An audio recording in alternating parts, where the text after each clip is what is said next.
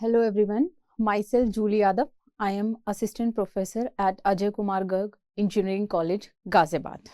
So today's topic of presentation is intermediate code generation in compiler design. So before starting intermediate code, let me explain you what are the phases of the compiler. So it's okay. So the first, here are the phases of the compiler design. The first one is the lexical analysis phase, second is the syntax analysis phase, third is semantic analysis, fourth is the intermediate code generation, fifth is the code optimization, and the last one is the target code generation. So these 6 phases can make a compiler. So by using these 6 phases, we can design a compiler. So in these phases of the compiler, these are the phases. These are the phases. Lexical analysis, syntax, semantic, and intermediate code generation are the phases that we called as the front-end phase or the machine-independent phase. Why we say these are the machine-independent phase? Because when we are writing a compiler language or when we are designing a compiler on one particular platform, then we can use design of that particular phase or that particular platform. We can use these phases to use it in another platform. There is no need to change. The change is only to be done only in the intermediate code generation. That's why these are called as the machine independent phase. Means they can, if we generate all these phases for any particular platform, we can use that for another platform also without doing much of the changes.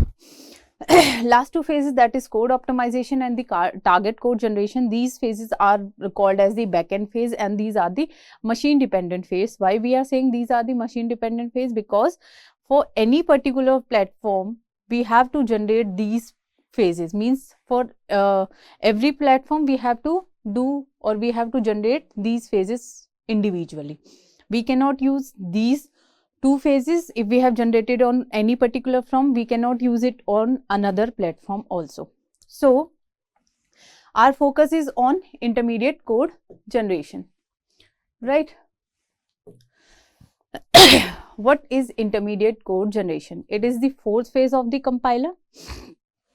Basically, the intermediate code is used to translate the source code into the machine code. As we can say or we can see here, the input for all these phases is what? The input is the source code, right?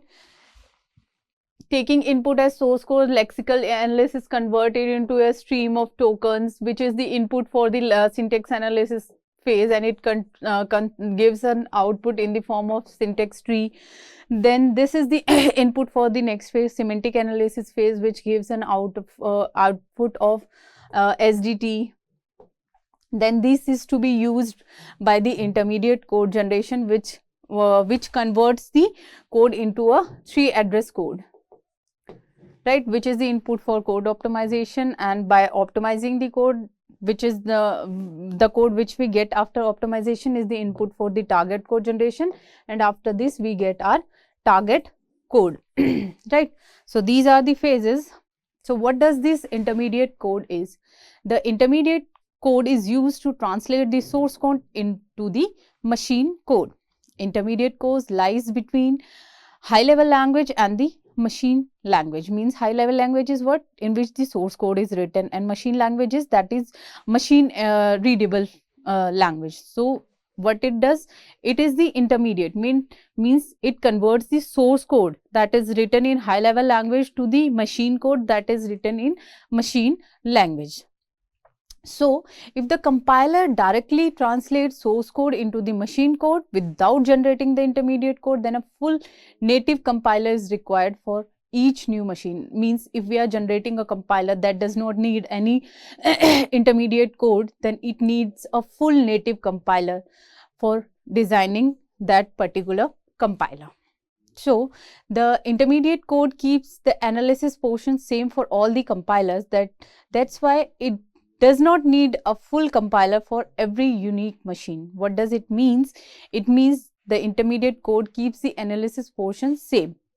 The analysis portion, as we have, we can also say that machine independent phases are the analysis phases, and machine dependent phases comes under the synthesis phase of the compiler. So intermediate keeps the analysis phase same for all the compilers. If we are designing a compiler for C language, C++, Java, then the analysis portion is same for all the compilers. That's why it does not need a full compiler for every unique machine. That's why it does not need a full compiler for individual machine. So the intermediate code receives input from its procedures phase, and that is the semantic analysis phase. I have just told you the output of semantic analysis phase is the input for the intermediate code generator. So that is the semantic analysis phase. What does it take? It takes a noted parse tree, as the input to generate the intermediate code.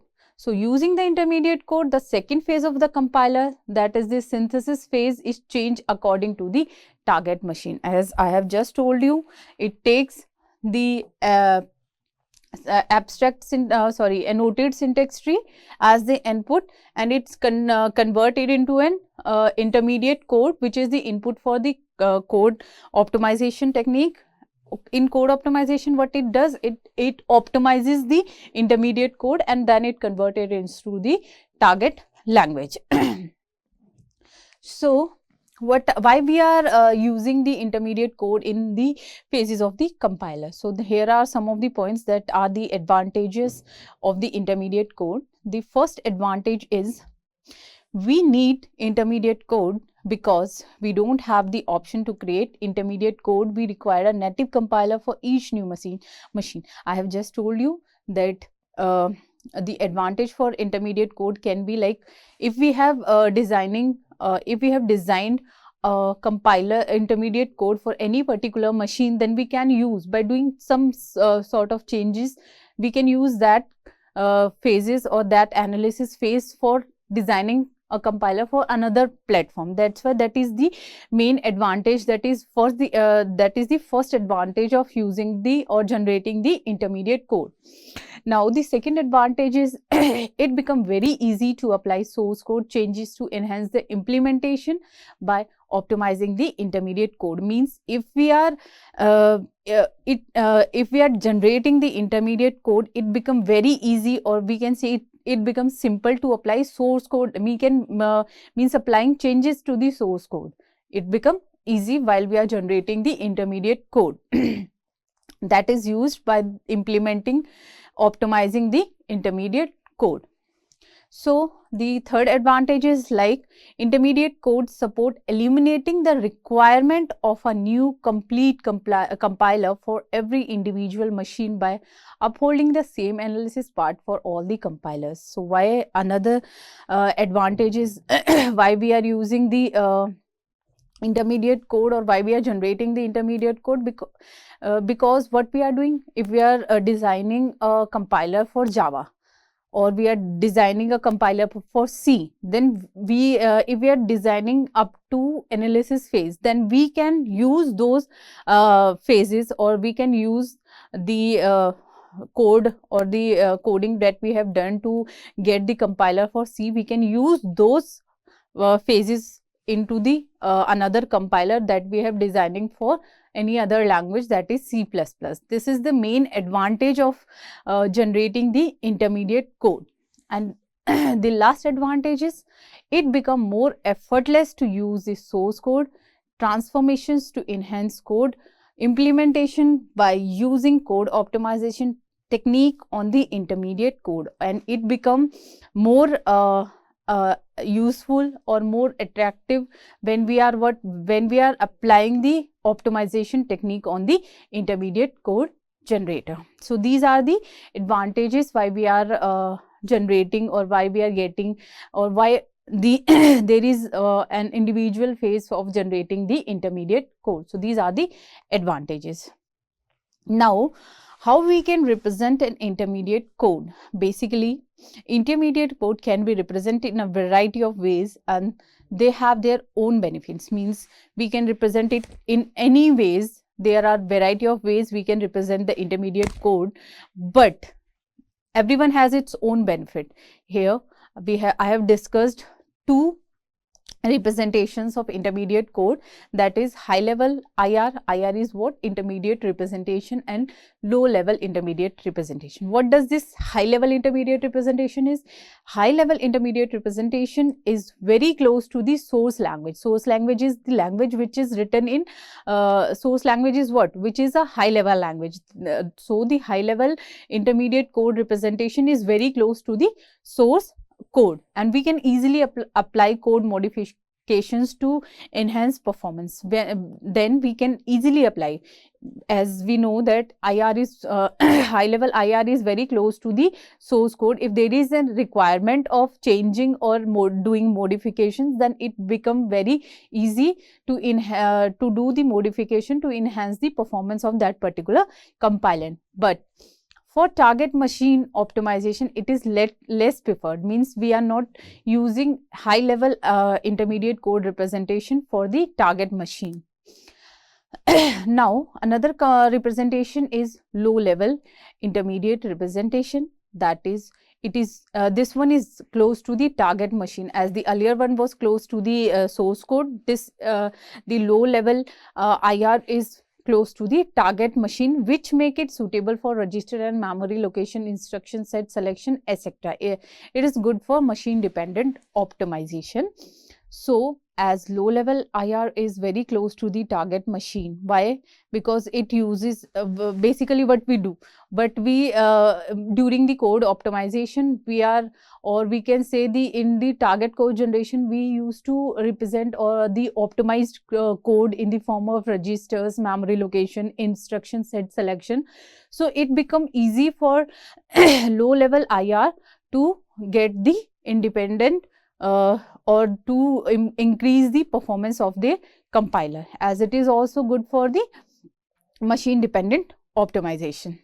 So intermediate code can either be language specific, that is bytecode for Java, or language independent is 3 address code. Language independent is 3 address code, and it can be the language specific, that is the bytecode for the Java language. So these are the intermediate code representations. There are another intermediate representation. The following are these are used to represent the intermediate code. So the first one is the postfix notation. As you have already studied this topic, postfix notation in the data structure. So what is the postfix notation? It is we can also say it as the reverse Polish notation or the suffix notation. So the ordinary infix way of writing the sum of A and B is with an operator in the middle. So if we are representing, if there is a expression A plus B, we can say this is in the form of infix.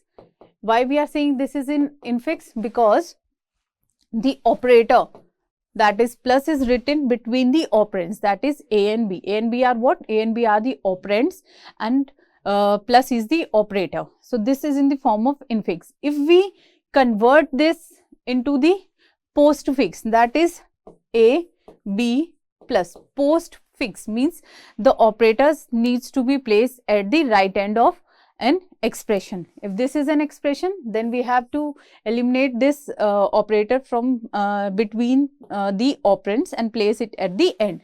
So in postfix notation, the representation of expression is like this. So in general, if E1 and E2 are any postfix expression, here E1 and E2 are any expression that contains plus is the binary operator, the result of applying plus to the value denoted by E1, and E2 is postfix notation by E1, E2, E plus. There can be any operator, that can be plus, minus, divide, multiply, modulus, any operator, or any Boolean operator, that is true or false. All the operators, if there is any operator, if we are placing that operator beyond or after the expression, then that notation is known as the postfix notation. So, no parentheses are needed in postfix notation. Why there is no need of placing the parentheses in an expression? Because the position and RT is what? Number of arguments of the operator permit only one way to decode a postfix notation. That's why there is no need of placing the parentheses during during the evaluation of the expression. So, in postfix notation, the operator follows the operand. This operator follows the operand in postfix notation. So, here we can see some more examples. Now, we have to convert the given expression into postfix notation. If the expression is this, here we can say A plus B star C. We have to convert this expression into postfix notation. So, initially just consider the give priority to the expression, try to solve the expression. If this is the case, then firstly what we have to do, taking this expression and convert it into the postfix notation A, B plus, right? Let's suppose here it is, we have solved the expression within the parenthesis. Now, this one is left. Then how we can solve this? If this is expression 1 and this is expression 2, then what we have to do? We have to convert it into expression 1, expression 2 and the operator between them, that is star. So, the expression during after the postfix notation would become A, B plus C star. So, in this way we can represent the expression into the postfix notation, which is the way of representing the intermediate code. Here is the another solution or another expression, that is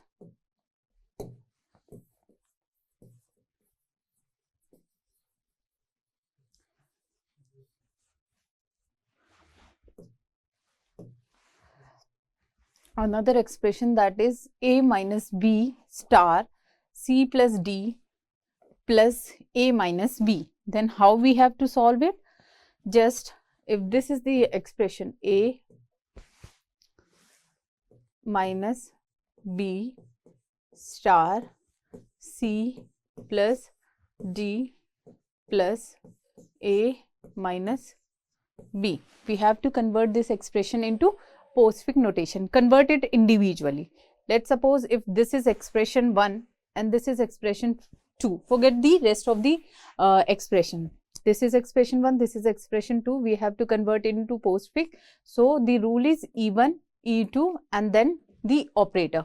So, A, B and the operator, that is minus. This has been converted, here is star. Now, this parenthesis, here is C and the another expression, that is D plus A, B minus. So, we have solved all the parentheses, all the expression within the parenthesis. Now, we have to compute the value of these. So, let's solve this expression first. So, after computing this, the expression would become A, B minus, and here is C, D plus, and this this is expression 1, this is expression 2 and this is the operator. So, here comes the operator. Now, the expression is A, B, suppose here it is plus A, B minus. Now, what we have to do? We have evaluated or we have converted this, but here is two operators are there. Then this one is expression 1 and this one is expression 2 and this is plus is the operator. So, A, B minus C, D plus star A, B minus plus. So, this is the postfix notation of this expression. This one is also simple. We have the expression A star D minus b plus c.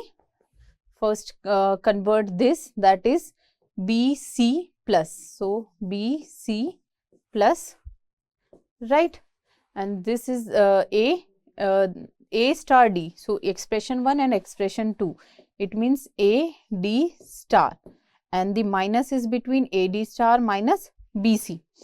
So a d star bc plus minus. So this is the postfix notation for this particular expression. So in this way we have converted, or we have represented the intermediate code into the postfix notation. Now next representation is 3-address code. Before starting the 3-address code, let me explain you about the syntax tree, which is also one of the representation of the intermediate code. So what does this syntax tree is?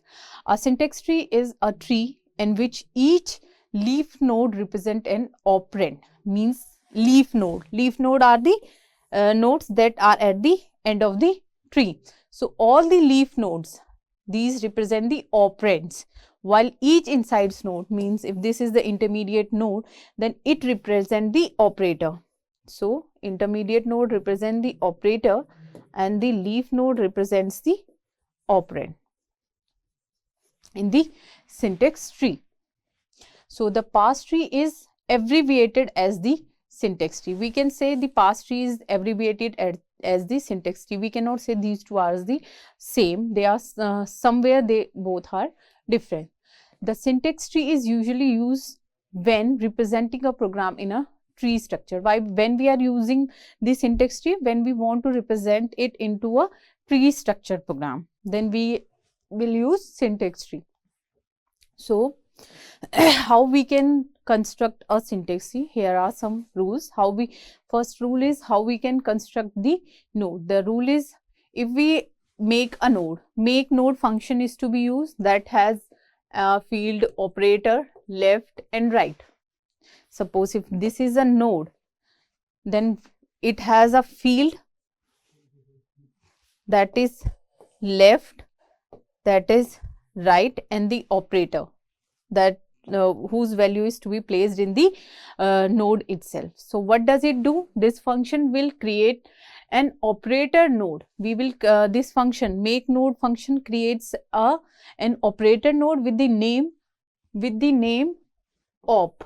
Suppose if there is a plus operator, then what does it do? It will create a plus node and it will contain a left child and a right child, and two field contains the left and the right pointers. So this is the way how we can construct or how we can make node of any operator. Now another one is make leaf. Make leaf contains two fields. It has ID and entry. What does it mean? It creates an identifier node. If this is the leaf node, if we are constructing it, then it creates an identifier node with the label ID and the entry field.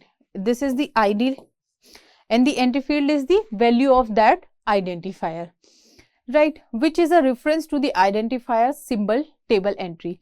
This ID, this value is the reference to the symbol table entry. Now another function is make leaf. This is also a function that is used to make the leaf node that has the two fields num and value. Num is basically the number and value val is used to get the value of that number. So what does it do? This function is used to create a number node with the name num.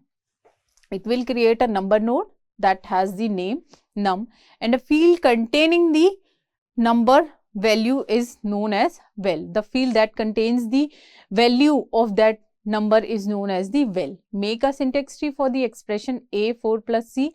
For example, P1, P2, P5 are the pointers to the symbol table entry for identifier A and B respectively in this sequence. So let's take an example. It will make you more clear how we can construct a syntax tree. So earlier these are the functions that we can use to create nodes or the leaf nodes, and by entering their value or entering the value of the intermediate nodes. So here are the rules how we can construct a syntax tree. So we can construct a syntax tree node that can perform as data with numerous fields. So the first one is one element of the node for an operator identifies the operator, while the remaining field contains a pointer to the operand node. One element of the node for an operator identifies the operator. I have just told you the make node function. Make node function contains the value of the operator, while the remaining field contains the pointer to the operand node. If this field is for operator, then remaining field is what? Remaining field is the pointer for the left or right child, or we can say these are the pointers to the operand node. So the operator is also known as the nodes label. Operator is also known as the nodes label. These operators that are the intermediate nodes or the of the syntax tree. So the node of the syntax tree for expression with binary operator are created using the following functions. Each function return a reference to the node that was most recently created. I have just told you about the functions. So those functions are to be needed, or those functions are to be required with the binary operator construction using those functions. So here is an example. If this is an expression, if we converted this expression into the postfix notation, then how we can construct, or how we can convert this expression into postfix? We can convert a, b minus star c d plus a, b minus,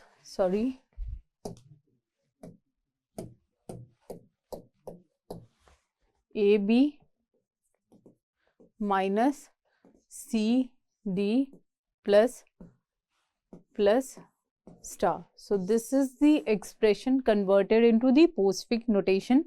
Now we have to construct a tree for this particular expression. How we can construct? Scanning the expression from left to right. The first operator is what? Minus. So what we have to do? We have to construct a field or construct a node for the operator. Then its left child is an operand that has the value a, and the right child is has another operand that has the value here it is b. No, it is not b. Why? Because there is another. I have just told you the intermediate nodes can only be the operators. So we cannot construct the tree from left to right scanning. How we can construct? We can construct the tree from leaf to the parent node. So what we can do? From here we can see b star c. This is the intermediate between both the expressions. Star is the intermediate between a minus b and c plus d. So star, let's make node for the star operator, and its left child is what? Its left child is b and right child is c. Right? This star is further, it has a parent that is the plus node that has the plus that is d. Another one is the minus node. Let's make a node for minus operator, and it has the right child is this and left child is a. So another example is like here, a star b plus c minus d by 2. So this has the expression, this is the intermediate. So starting from here, b plus d, b plus c, then there is a minus, there is a into from a and b connecting these. So these two expressions are connected with star with a, and this expression has been solved. Now this minus, and minus has further divide and d by 2. So this is all the way how we can construct a syntax tree for any particular string. So this is all about the intermediate code. There are more representations of the intermediate code, that is the directed acyclic graph can also be used as the representation of the intermediate code, or another intermediate code representation can be the 3-address code. So if possible, then I will explain it in the another slide. Thank you so much.